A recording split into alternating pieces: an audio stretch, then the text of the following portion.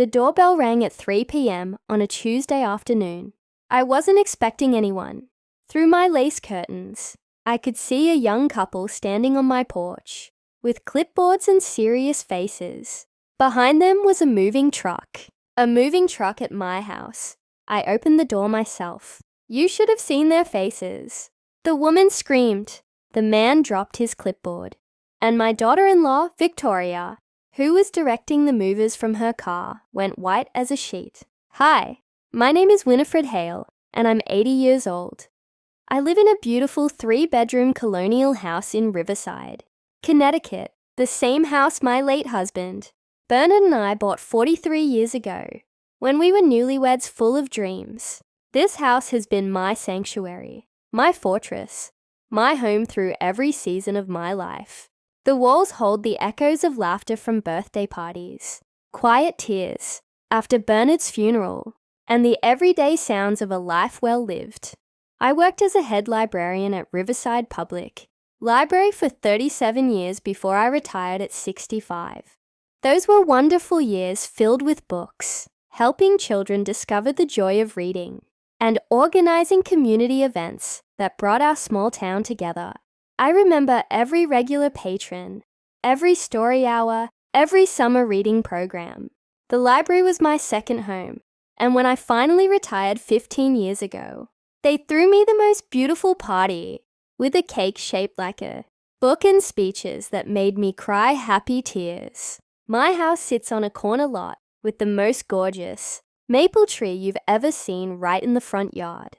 That tree was just a sapling when Bernard and I moved in, and now it towers over the house, providing shade in summer and the most spectacular display of red and gold leaves every autumn. Bernard and I raised our son Thomas here, and this house holds every precious memory of our life together. I can still see Thomas as a little boy, no more than 5 years old, running through these rooms playing cowboys and Indians.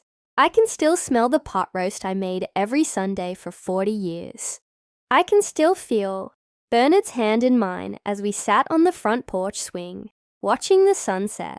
Bernard passed away 7 years ago from a heart attack. It was sudden, unexpected, and it shattered my world. We'd had plans, so many plans for our retirement years. We were going to travel, visit all 50 states, maybe even take a cruise to Alaska. But life had other ideas. I spent months in a fog after he died, going through the motions of living, but not really feeling alive. It was my friends, my book club, my volunteer work at the literacy program that slowly brought me back to myself. This house, filled with memories of Bernard, became my comfort instead of my pain. But I'm getting ahead of myself. Let me tell you how I ended up opening my own door to people who thought I was dead. It started about 6 months ago, when my son Thomas married Victoria. Now, I tried to like that woman. I really did. Thomas is my only child, and I wanted nothing more than to welcome his new wife into our family with open arms. When Thomas first brought her home to meet me, about a year before they got married, I noticed things, little things that set off alarm bells in my head. But I pushed them aside because I wanted Thomas to be happy.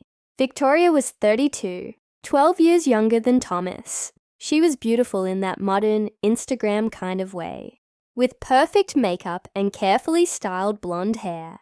She wore designer clothes that I later learned she couldn't actually afford, and she carried herself with a confidence that bordered on arrogance. During that first meeting, she barely touched the dinner I'd spent all day preparing. She pushed the pot roast around her plate and kept checking her phone, taking photos of my dining room, my china cabinet, even my antique sideboard that had belonged to my grandmother. She said she was a lifestyle influencer, which apparently meant she took photos of herself pretending to have a life she didn't actually have. She'd show me her Instagram feed, thousands of photos of her in expensive restaurants she claimed to frequent, designer boutiques where she supposedly shopped, luxury hotels where she'd allegedly stayed.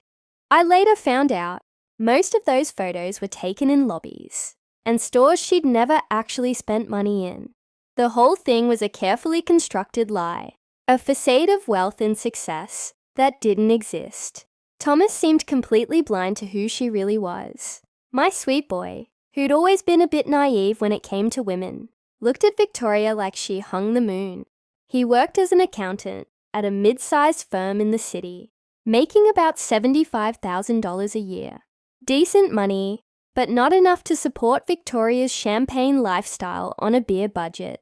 She didn't work at all beyond her social media presence, which generated almost no actual income, despite her claims of brand, partnerships and sponsorships. The wedding was small, thankfully. Victoria had wanted something extravagant, a destination wedding in Bali or the Maldives, but Thomas couldn't afford it. They settled for a simple ceremony at a local venue with about 50 guests. I paid for half of it, which pained me because I could see even then that this marriage was built on sand. But Thomas was happy, or at least he seemed happy. And what kind of mother would I be if I didn't support my son on his wedding day? During their first visit to my house as a married couple, about 2 weeks after the wedding, Victoria walked through every room with her phone out, taking pictures. She said she was just documenting the beautiful vintage decor for her Instagram, showing her followers what real old money elegance looked like. But I noticed she was taking pictures of specific things, the deed to the house that I'd left out on my desk while sorting through some papers, the framed photograph of Bernard and me at our own wedding, which had our wedding date clearly visible, the interior of my jewelry box, which I'd foolishly left open on my dresser, my financial statements that were sitting on the kitchen counter. At the time, I thought I was being paranoid, but looking back now, I can see she was gathering information, planning her scheme from the very beginning. I should mention that this house is worth quite a bit now. Bernard and I bought it for $68,000 back in 1982. It needed work then, lots of work. We spent weekends and evenings for years fixing it up, painting, renovating, turning it into the beautiful home it is today. The neighborhood was modest back then, middle-class families, nothing fancy. But over the decades, Riverside became trendy. Young professionals started moving in. Restaurants and boutiques opened. Property values skyrocketed. Today, my house is valued at over $1.2 million. Victoria knew this. She'd researched it thoroughly. I later discovered she'd looked up property records online, studied recent sales in the neighborhood, calculated exactly how much my home was worth. Thomas made decent money, as I said, but not enough to afford a house like mine in this market. They were renting a small 2-bedroom apartment in the city for $2,800 a month, and Victoria complained about it constantly. It wasn't big enough for her. Vision boards, and ring lights, and photography equipment. It didn't have good natural lighting for her Instagram photos. The neighborhood wasn't prestigious enough for her fabricated lifestyle brand. She looked at my house like it was the answer to all her problems, the perfect backdrop for her fake life. The 3 bedrooms could be her office, her closet, and a guest room for photo shoots. The beautiful hardwood floors and vintage fixtures would photograph beautifully. The prestigious Riverside address would give her content the credibility she'd been faking for years. The warning signs were everywhere, bright red flags waving in my face. During Sunday dinners, which I insisted on continuing, despite Victoria's clear discomfort, with my traditional pot roast and her constant photography of the food before it got cold, she'd make little comments. How the house was too big for just one person. How it must be so difficult for me to maintain at my age. How the stairs must be getting harder to climb. How Thomas worried about me being all alone in this big old place with no one to help if I fell or had a medical emergency. Thomas would shift uncomfortably when she said these things, staring at his plate, unable to meet my eyes. But he never contradicted her. He never said Mom is perfectly capable of taking care of herself. He never said, Mom has been managing this house just fine for 15 years since Dad died. His silence hurt more than Victoria's obvious manipulation. That hurt more than I can say. Then the visits started becoming less frequent. Thomas would call instead of coming by, always with some excuse. Work was busy and he had to put in overtime. Victoria wasn't feeling well and needed him to stay home with her. They had plans they couldn't change, though he never said what those plans were. When they did visit, Victoria would spend the whole time on her phone, probably calculating how much my antique furniture would sell for on Facebook Marketplace, how much the renovation would cost to turn the house into her perfect Instagram backdrop. I tried to talk to Thomas about it. I called him at work one afternoon, about 4 months ago now, and asked him directly if everything was okay. He assured me everything was fine, just busy, just adjusting to married life. But I could hear something in his voice, a strain, a tension that hadn't been there before. I asked if Victoria was making him happy, and there was a long pause before he said yes. That pause told me everything I needed to know. 3 months ago, during what would turn out to be their second to last visit to my house, Victoria suggested I should move into a retirement community. She'd even taken the liberty of collecting brochures from several facilities, all of which looked more like prisons than homes. She spread them out on my kitchen table, the same table where I'd served Thomas breakfast before school for 18 years, and started her sales pitch. She talked about how wonderful it would be for me to have people my own age around, how lonely I must be in this big house all by myself, how scared I must feel at night, knowing I'm alone. She mentioned activities planned every day, organized social events, medical staff on site 24/7. She made it sound like a vacation resort, but the photos showed sterile hallways, small rooms with industrial furniture, communal dining areas that looked like school cafeterias. She said this while eyeing my grandmother's crystal chandelier in the dining room, the one that had been in my family for 4 generations. She actually asked me how much I thought it was worth, if it was real crystal or just glass. The audacity of this woman, sitting in my home, eating my food, plotting to take everything I had. I told her politely but firmly that I had no intention of leaving my home. This was where I'd lived with Bernard, where I'd raised Thomas, where every corner held a memory I cherished. I was 80 years old, but perfectly healthy, perfectly capable of taking care of myself.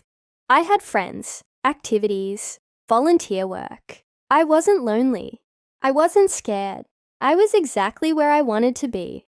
Victoria's face changed when I said that. The fake smile disappeared for just a moment, and I saw something cold and calculating in her eyes. She recovered quickly, laughing it off, saying she was just concerned about my welfare.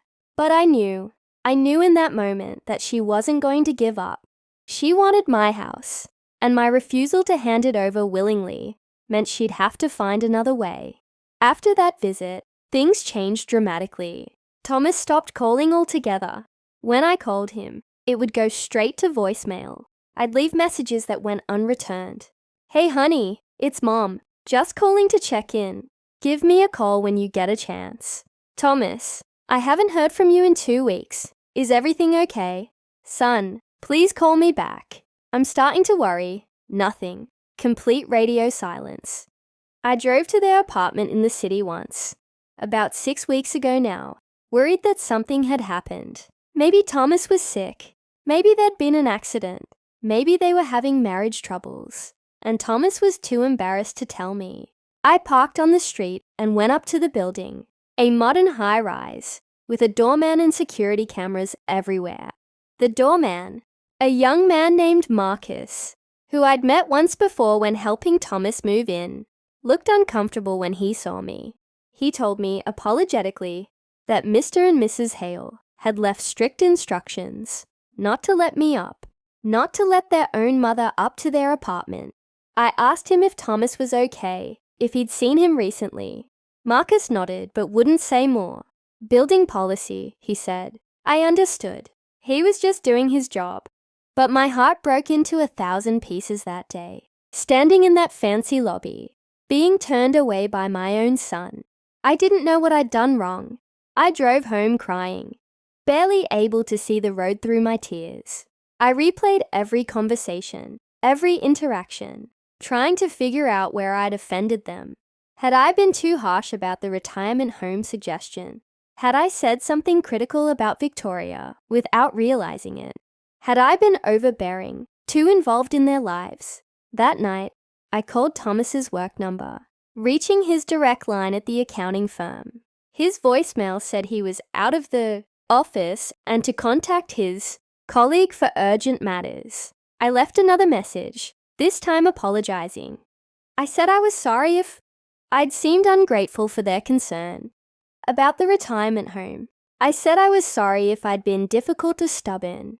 I said I just wanted to talk to him, to understand what I'd done wrong so I could fix it. Still nothing. No response at all. Then strange things started happening. My mail started going missing. I'd be expecting bills, bank statements, credit card statements, notices from my investment accounts. They'd show up late or not at all. I'd have to call the companies and request duplicates, and they'd assure me the originals had been mailed on time. My neighbor Margaret, who's lived next door for 20 years and knows everything that happens on our street, mentioned that she'd seen someone who looked like Victoria going through my mailbox one afternoon when I was out. At my book club meeting, Margaret described her perfectly. The blonde hair, the expensive-looking athleisure wear, the big designer sunglasses. She said the woman had been checking the street nervously, looking around to make sure no one was watching, before opening my mailbox and taking several envelopes out. I couldn't prove it was Victoria. I didn't have security cameras. Hadn't thought I needed them in our safe, quiet neighborhood. But I started having my mail held at the post office, just to be safe. I'd go every few days to pick it up, and sure enough, there were bills and statements I definitely wouldn't have received if they'd been delivered to my house. 2 months ago, I noticed a car parked across the street, just sitting there for hours at a time. It was a dark blue sedan with tinted windows, and someone was definitely inside. I could see the shadow of a person behind the wheel. The car would be there when I left for my morning walk, still there when I got back an hour later. It showed up several days in a row, always parking in the same spot, always with someone inside watching my house. It made me nervous enough that I mentioned it to Margaret. She said she'd seen it, too, and had written down the license plate number because it made her uneasy. She's a good friend, Margaret. We've been neighbors for 20 years, ever since she and her late husband moved in. We've watched each other's houses during vacations, shared recipes and gardening tips, supported each other through the deaths of our husbands. She's the sister I never had. I thought about calling the police about the car, but what would I say? Someone is parked on a public street. That's not illegal. I had no proof they were watching me specifically, so I just made sure to keep my doors locked and my security system armed at night. Then came the Facebook post.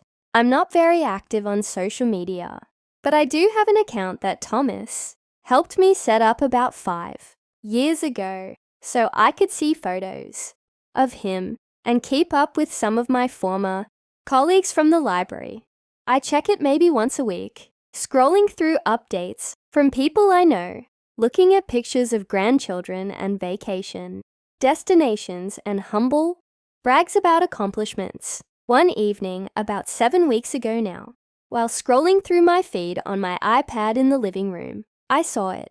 Victoria had posted a long, emotional message about the devastating loss of her beloved mother-in-law, Winifred, about how I'd passed away peacefully in my sleep 3 days earlier, about how she and Thomas were absolutely heartbroken, but finding comfort in their memories of me and in knowing I was reunited with Bernard in heaven.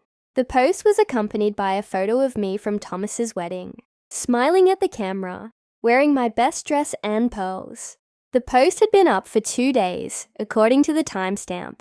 2 days of people thinking I was dead while I was very much alive, going about my normal routine, completely unaware that I'd been killed off on social media. The post had hundreds of comments. People I'd known for years, decades even, were offering condolences. My former colleagues from the library were sharing memories of working with me, talking about what a wonderful boss I'd been, how much they'd learned from me. My book club members were posting about how much they'd miss me, sharing their favorite memories of our Thursday evening gatherings. People from my church were writing prayers for my soul. Neighbors were expressing shock and sadness. Except I was sitting right there in my living room, very much alive, reading my own obituary on social media. My hands were shaking so hard I nearly dropped my iPad. I had to read the post 3 times to make sure I was understanding correctly. This wasn't a mistake. This wasn't Victoria confusing me with someone else. She had used my name, my photo, specific details about my life. She had deliberately, intentionally declared me dead to the world. I felt dizzy, nauseous, like the room was spinning around me. I actually had to put my head between my knees for a moment to keep from fainting. When the dizziness passed, I was filled with a cold rage, unlike anything I'd ever felt before. This woman, this scheming, manipulative woman my son had married, had erased me from existence. She'd killed me off like I was a character in a story she was writing. Like my life and my existence meant nothing. I called Thomas immediately, my fingers fumbling with the phone in my anger. The number was disconnected. The number I'd called hundreds of times over the years, the number I had memorized, was suddenly disconnected. A recorded message told me the number was no longer in service. I tried his work number, the direct line to his desk at the accounting firm where he'd worked for 8 years. His secretary, a pleasant woman named Diane, who I'd met at the firm's family day events, answered. I asked to speak to Thomas, and there was an awkward pause. She said, very gently, very carefully, that Thomas had taken a bereavement leave due to a family death. A family death, my own son had told his employer that I was dead, had taken time off work to grieve for me while I sat in my living room, very much alive. I thanked Diane and hung up without explaining. What could I say? Hi, this is Thomas's mother, the one he thinks is dead. Could you let him know I'm actually alive? She'd think I was insane. I sat there in shock for a long time, maybe an hour, maybe more, trying to process what was happening. The afternoon light faded into evening, and I just sat there in the growing darkness, unable to move, unable to think clearly. Why would they do this? What did they have to gain from telling everyone I was dead when I was clearly alive? And then slowly, horribly, it hit me. The house. They wanted my house, but they couldn't just take it while I was alive. I was healthy, active, independent. There was no legal way to force me out or to take my property. But if I was dead, if I was legally dead, then my estate would go into probate. Thomas was my only child, my only heir. He would inherit everything. The house, my savings, my investments, all of it. Victoria would finally have the house she'd been coveting, the perfect backdrop for her fake Instagram life.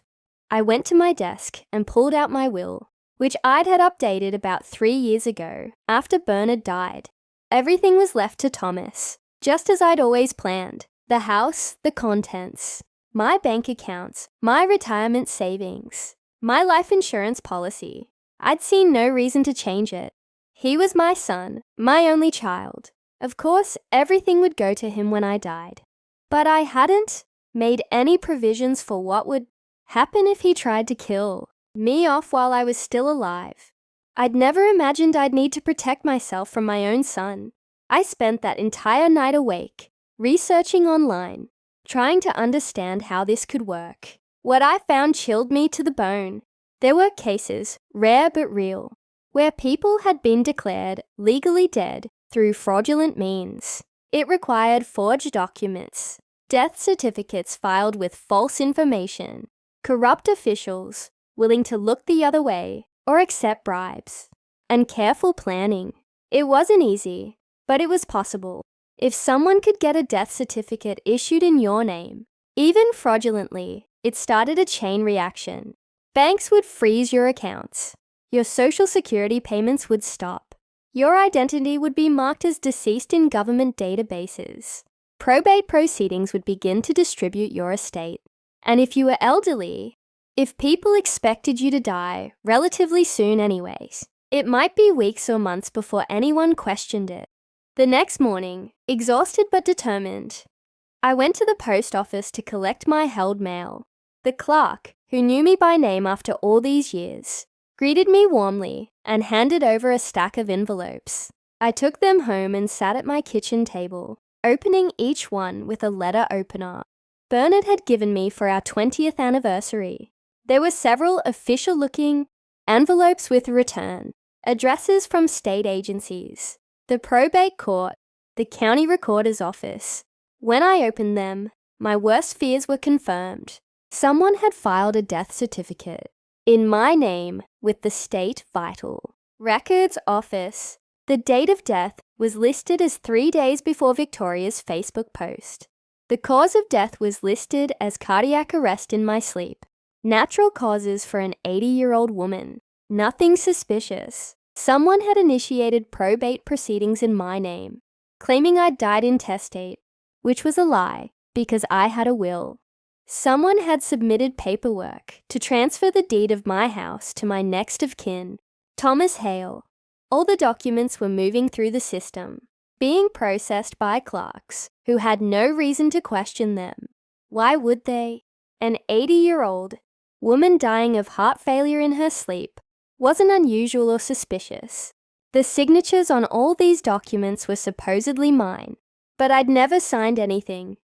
These were forgeries, and fairly good ones from what I could tell. Someone had practiced copying my signature, had studied the loops and curves and pressure points until they could replicate it well enough to fool bureaucrats who processed hundreds of documents a day.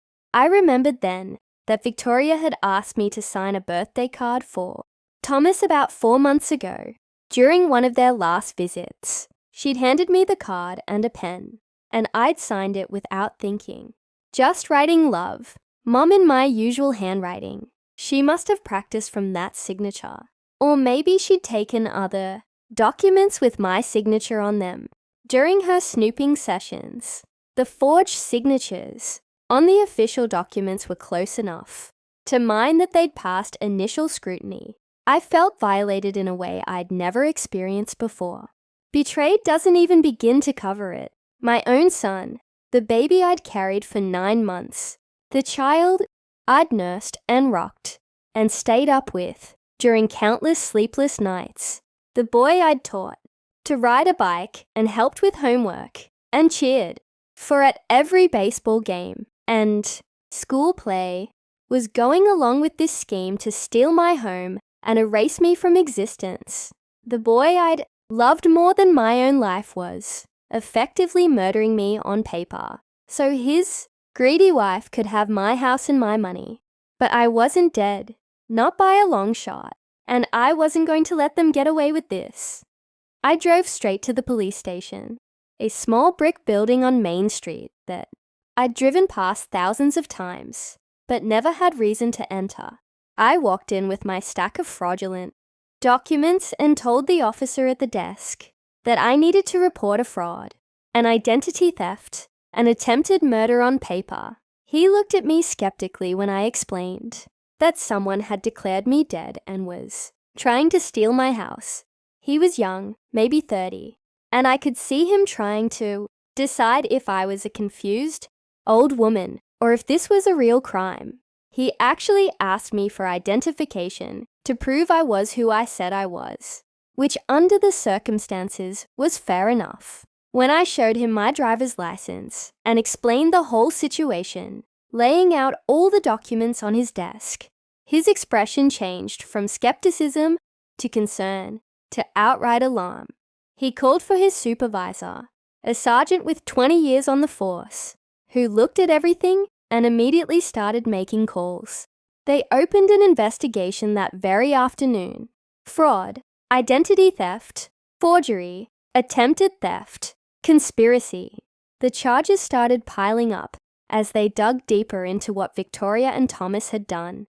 The detective assigned to my case, a sharp young woman named Detective Maria Rodriguez, was appalled when I showed her all the documents, the Facebook post, explained about the mysterious car, watching my house, and Victoria going through my mail. She told me this was one of the most brazen fraud attempts she'd seen in her 15 years on the force, who looked at everything and immediately started making calls. They opened an investigation that very afternoon. Fraud, identity theft, forgery, attempted theft, conspiracy. The charges started piling up as they dug deeper into what Victoria and Thomas had done.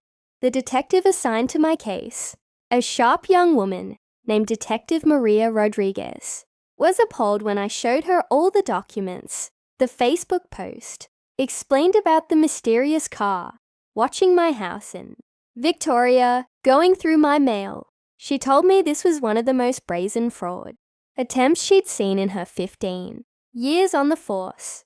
Most elder fraud involves scammers calling, pretending to be grandchildren, in trouble, or fake IRS agents demanding payment. But this, having a family member deliberately declare you dead to steal your estate, was particularly cruel and calculating. But here's where it gets really interesting. Detective Rodriguez advised me not to confront Thomas or Victoria directly. She wanted to catch them in the act, wanted to build the strongest possible case against them. The probate process would take a few weeks to finalize, she explained, and once they actually tried to take physical possession of the house, the charges would be more serious. Attempted theft would become actual theft. Conspiracy would become execution of the crime. She suggested I lay low and let them think their plan was working. Don't post anything on social media to contradict Victoria's death announcement. Don't contact any of my friends to tell them I was alive. Don't reach out to Thomas or Victoria. Just go about my normal routine, but stay aware and stay safe. The police would be watching, building their case, waiting for the right moment to act. So I did exactly that. I stayed in my house but kept a low profile. I didn't post anything on Facebook or Instagram. I didn't call anyone from my book club, or my church, or the library. It was harder than you can imagine. Reading the tributes people were posting about me, seeing their genuine grief, and not being able to tell them it was all a lie. People were sharing stories about me, about times I'd helped them find the perfect book, or taught their children to read. They were talking about what I'd meant to them, how I'd touched their lives, and I had to let them think I was gone. I had to let them grieve.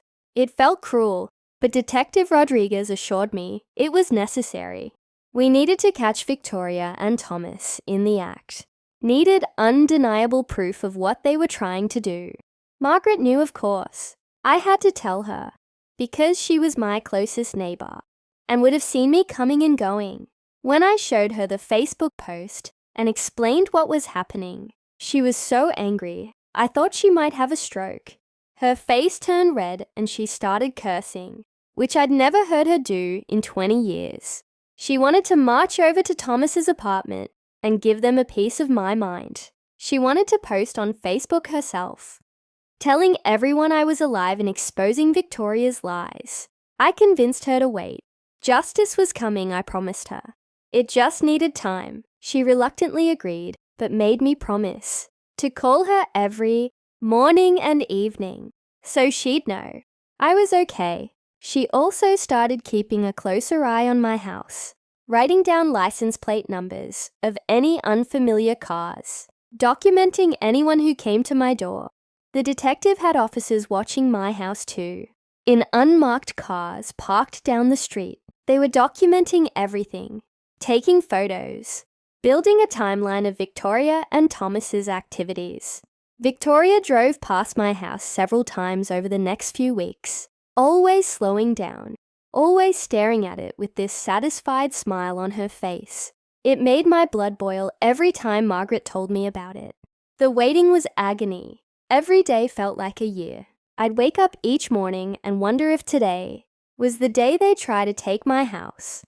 I'd go through my routine, watering my roses, reading my books, preparing meals I barely tasted, all while knowing that somewhere in the city my son and his wife were counting down the days until they could move into my home. I thought about Bernard constantly during those weeks. What would he think of all this? How would he handle it? He'd always been the calm one, the voice of reason. I was the emotional one, quick to anger and quick to forgive. He would have been devastated by Thomas's betrayal, but he also would have known exactly what to do. I missed him more during those weeks than I had in years. I needed his steady presence, his wisdom, his hand in mine telling me everything would be okay. Then came the day I told you about at the beginning, 3 weeks after I'd first seen that Facebook post declaring me dead. 3 weeks of waiting and watching and keeping silent. It was a Tuesday afternoon, sunny and warm, the kind of day when you'd normally find me in my garden tending to my roses. The doorbell rang at exactly 3 p.m. I'd been warned by Detective Rodriguez that morning that today was likely the day. The probate proceedings were nearly complete. The deed transfer had been processed. Legally, on paper, the house now belonged to Thomas. They would be coming to take possession. I peeked through my lace curtains, the same curtains Bernard and I had hung together 30 years ago, and saw exactly what the detective had predicted. A young couple with clipboards, professionally dressed, clearly real estate agents. Behind them was a large moving truck with Victoria's name on the rental agreement. And there, parked at the curb, was Victoria's white BMW, the one she couldn't really afford, but leased anyway for appearances. Detective Rodriguez had told me this was when I should reveal myself. She and several other officers were parked down the street in unmarked cars, watching and recording everything. This was it, the moment when Victoria and Thomas would try to take physical possession of my house. Thinking I was safely dead and out of the way, thinking they'd gotten away with their elaborate fraud, I took a deep breath, checked my reflection in the hall mirror, smoothed down my purple cardigan that Bernard always said brought out my eyes and made me look regal. I wanted to look good for this moment. I wanted to look alive and strong and completely in control. Then I walked to my front door, the door I'd walked through thousands of times, the door where I'd welcomed friends and waved goodbye to Thomas, heading off to school, and kissed Bernard hello when he came home from work. I put my hand on the doorknob, that familiar cool brass that I'd touched so many times. I knew every scratch and imperfection, and I opened the door myself. The young woman, the real estate agent, screamed. I mean really screamed. A horror movie scream that probably woke up everyone on the block. She stumbled backward, her clipboard clattering to the porch floor, her hand over her mouth, her eyes wide with shock and terror. The man with her colleague I assumed, went pale. He actually stumbled and had to grab the porch railing to keep from falling. He looked at me like I was a ghost, like I was something impossible standing there in my own doorway. And Victoria, who had been standing by her car on her phone, probably posting about her new house on Instagram with hashtags about manifestation and abundance, and living her best life, looked up at the sound of the scream. The color drained from her face completely. She went from her usual spray-tanned glow to a sickly gray in seconds. Her phone slipped from her fingers and hit the pavement with a crack. For a long moment, maybe 5 seconds that felt like an eternity, we just stared at each other across my front lawn. I looked at her with all the disgust and anger I'd been holding in for weeks. She looked at me with pure panic and guilt. Then she ran, actually turned and ran for her car, like a criminal fleeing a crime scene. But Detective Rodriguez and 2 other officers were already there, blocking her path. They'd parked right behind her BMW, boxing her in. There was nowhere for her to go. Thomas got out of the passenger seat of Victoria's car, looking confused by all the commotion. He'd been on his phone too, probably coordinating with the movers, or texting friends about his new house. When he looked up and saw me standing in the doorway, his face went through a whole range of emotions: confusion, shock, recognition, and then pure panic and guilt. He knew exactly what they'd done, and he knew they'd been caught. My son, my only child, looked at me with an expression I'll never forget as long as I live. It wasn't relief that I was alive. It wasn't joy at seeing me. It was panic and guilt and fear of consequences. In that moment, I knew without a doubt that he'd been complicit in this scheme from the beginning. This wasn't just Victoria manipulating him. He'd made a choice to go along with it. To betray his own mother for money and property. The young couple with clipboards, the real estate agents, were still standing on my porch, looking utterly bewildered. I actually felt sorry for them. They had no idea the house wasn't legally Victoria's to sell. They were just doing their job, hired under completely false pretenses. I invited them inside, offered them water, and explained calmly that there had been a terrible mistake. They left quickly, apologizing profusely, probably already calling their legal department. The moving truck driver, who'd been waiting in his truck, got out to see what was happening. When the officers explained the situation, he immediately started documenting everything, taking photos and videos to protect himself from any legal liability. Smart man. Detective Rodriguez arrested Victoria and Thomas right there in my driveway. She read them their rights while my neighbors came out of their houses to watch. The charges were extensive: fraud, identity theft, forgery, attempted theft, conspiracy, filing false documents with state agencies, mail theft, and more. The list went on and on as Detective Rodriguez recited it. Thomas looked at me as they put him in handcuffs. He opened his mouth like he wanted to say something, like there were words that could possibly explain or excuse what he'd done. But what could he say? Sorry I tried to have you declared dead so my wife could steal your house. Sorry I valued property more than I valued you. There were no words that could fix this betrayal, no apology that could undo what he'd done. Victoria, on the other hand, started screaming, not the startled scream from when she first saw me, but angry, entitled screaming about how unfair this was, how I was a mean old woman who was hoarding a house I didn't need, how she and Thomas deserved it more than I did, how I was being selfish and cruel. She actually said that, standing in my driveway in handcuffs, that they deserved my house more than I did. The entitlement was absolutely breathtaking.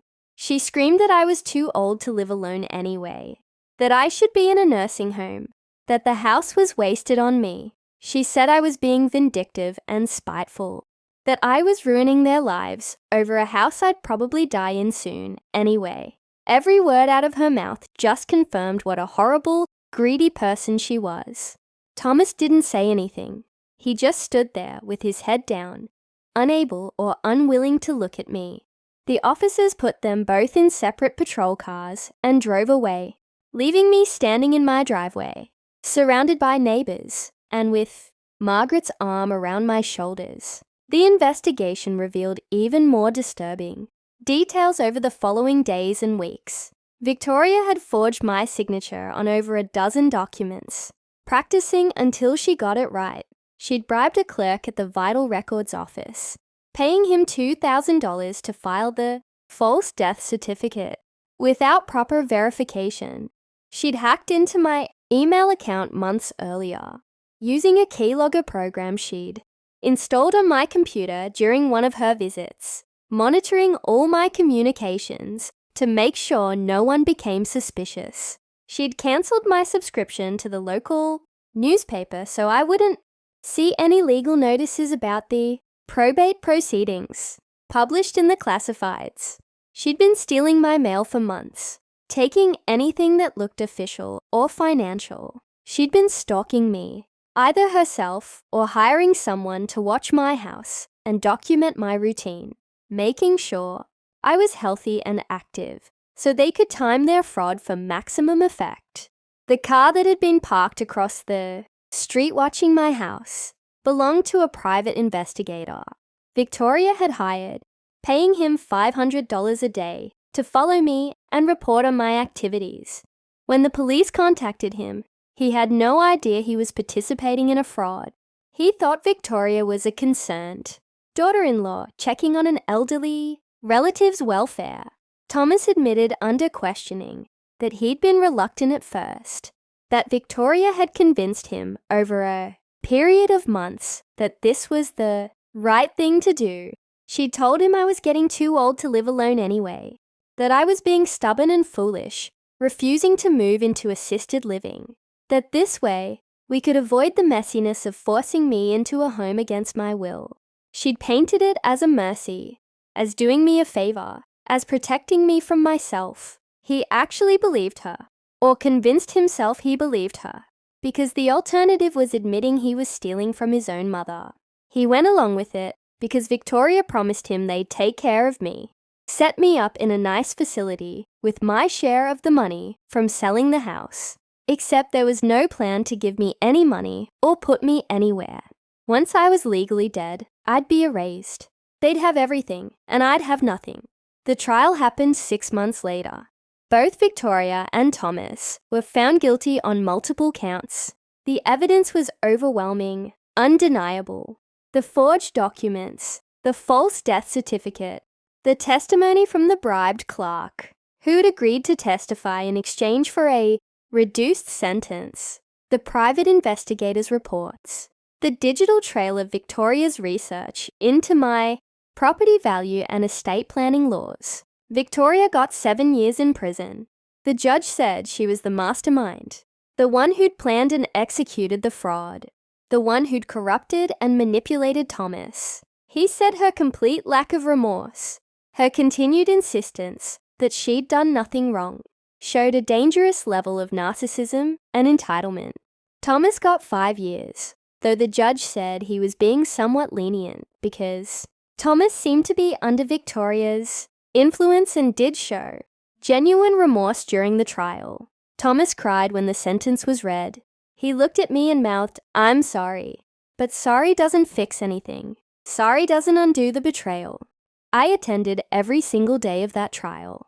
I sat in the front row and looked my son in the eye. Some people told me I should stay away, that it was too painful, that I should let the justice system handle it and spare myself the trauma. But I needed to see it through.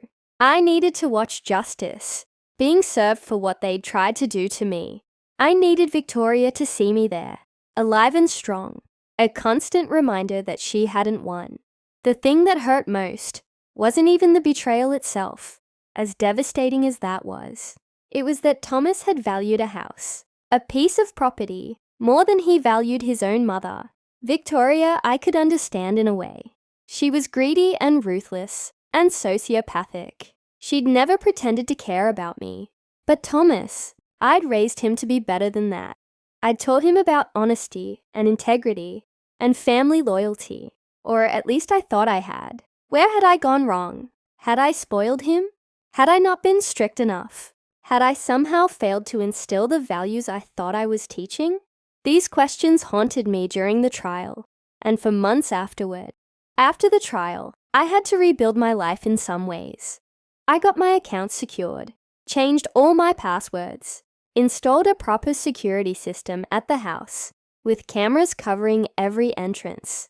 I reconnected with all the friends and acquaintances who'd thought I was dead, which was awkward at first.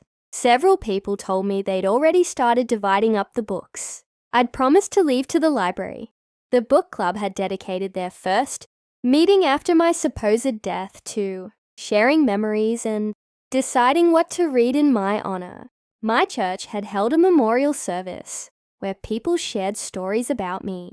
The library had started planning a fundraiser in my name to expand the children's section. Coming back from the dead, so to speak, was strange. Some people were overjoyed. Margaret cried happy tears and hugged me so tight I thought my ribs would crack. Others seemed almost disappointed, like my survival had ruined a good story or interrupted their grieving process. Human nature is complicated. My book club threw me a welcome back to life party, which sounds morbid, but was actually quite lovely. Margaret baked a cake that said, "Glad you're not dead, Winnie in purple frosting." We drank champagne, which we normally never did at book club, and I told them the whole story from start to finish. They were horrified and fascinated in equal measure. Several of them admitted they'd never liked Victoria much anyway, that something about her had seemed off from the start. I appreciated their loyalty, even if it came in hindsight. They also apologized for believing I was dead without questioning it more. But why would they? When someone posts that their mother-in-law died, you don't typically assume it's a lie. The house is still mine, of course. All the fraudulent paperwork was reversed. My death certificate was voided. My accounts were unfrozen. I'm still living here in my beautiful colonial house, still tending my roses, still volunteering at the literacy program, still hosting book club every Thursday evening. I'm 80 years old and I plan to live in this house until I actually do die, which won't be anytime soon if I have anything to say about it. I walk 3 miles every morning, rain or shine. I do yoga twice a week at the senior center. My doctor says I have the blood pressure of a 50-year-old in the bone, density of someone 20 years younger. Good genes and good living, Bernard used to say. I haven't spoken to Thomas since the trial. He writes me letters from prison sometimes, long letters where he apologizes and tries to explain how Victoria manipulated him, how he knows what he did was wrong, how he understands if I never forgive him, but he hopes someday I might. He talks about the therapy he's doing in prison, how he's coming to understand his role in what happened, how he can't blame everything on Victoria, even though she was the driving force. I read every letter. I keep them in a box in my closet, organized by date, but I haven't responded to a single one. I don't know if I ever will. Some betrayals cut too deep for sorry to fix. Some things can't be forgiven, or at least not yet. Maybe someday, when he gets out, and if he truly has changed, we can have a conversation. But that day isn't today, and I'm not sure it will ever come. I did update my will though. Everything goes to charity now. The house will be sold after I die, and the proceeds will go to the Riverside Public Library to expand their literacy programs, to the local women's shelter, to scholarships for underprivileged children. Thomas will get nothing. Neither will Victoria when she eventually gets out of prison. They tried to take everything from me while I was alive, so they certainly won't get anything after I'm actually gone. Some people think that's harsh. They say Thomas is still my son, that everyone deserves a second chance, that I should leave him something. But those people didn't have their own child. Try to erase them from existence. For money. People ask me if I'm bitter. I'm not, surprisingly. I'm sad, yes. I'm disappointed in my son. I'm angry at the years of my life that were disrupted by this nightmare. But I'm not bitter. If anything, this whole experience reminded me how strong I am. At 80 years old, I stood up to people who tried to erase me from existence. I fought back when I could have just fallen apart. I worked with the police to build a case and see justice done. I didn't let them break me. I won. And you know what the most ironic part is? Victoria's Instagram account that she cared so much about, that she wanted my house as a backdrop for, it was deleted after her conviction. Her few thousand followers disappeared overnight. All those carefully curated photos, all that fake lifestyle content she'd spent years building, gone. The aesthetic she'd wanted my house for didn't even survive her arrest. The universe has a sense of humor sometimes. She destroyed her life and my son's life trying to get something for her. Social media presence, and that presence evaporated the moment she was exposed as a fraud. Everything she'd worked for, built on lies just like her scheme to steal my house, collapsed completely. I also learned who my real friends are through this ordeal.